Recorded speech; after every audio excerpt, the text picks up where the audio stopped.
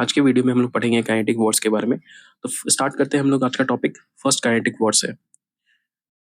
By 1670s India में 4 European trading company थी। Portuguese east India company, Dutch east India company, British east India company and French east India company.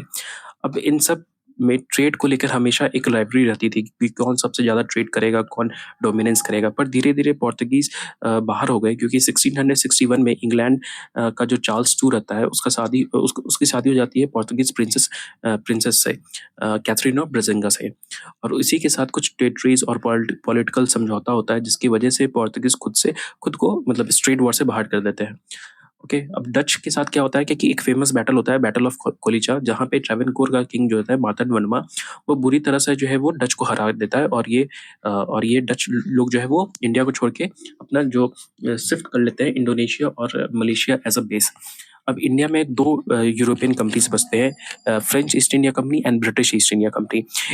French east India company की settlement कहाँ थी? पौंडीचेरी और कराईकल।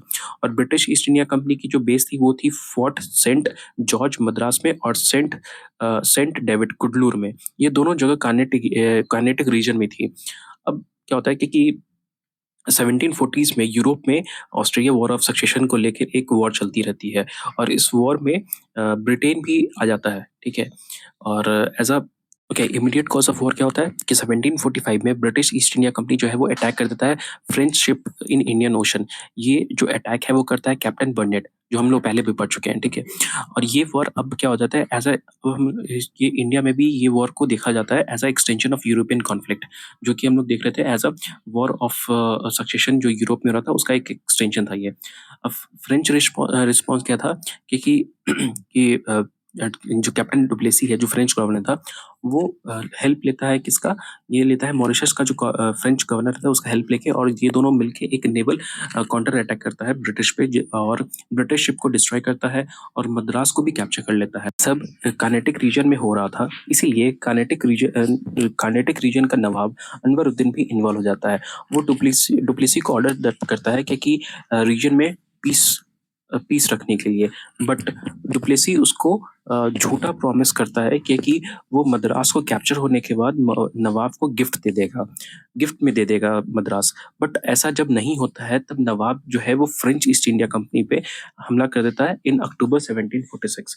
इसी battle को battle of Adyar या फिर बैटल ऑफ सेंट थॉम भी बोलते हैं। इस बैटल में नवाब बुरी तरह से हारता है और फ्रेंच जो है वो मतलब स्ट्रांगली जीत जाता है। और इससे अनवरुद्दीन को ये पता चलता है कि ये फ्रेंच ईस्ट इंडिया कंपनी का जो मिलिट्री है वो काफ़ी ज़्यादा सुपीरियर है। ठीक है, और धीरे धीरे ये वॉर खत्म होता है कैसे? क्योंकि ऑस्ट्रिया में मतलब यूरोप में वॉर ऑफ सक्सेशन फाइनली खत्म हो जाता है। ठीक है, और एक ट्रीटी साइन होता है जिसका ट्रीटी का नाम होता है ट्रीटी ऑफ एक्सले-चैपल।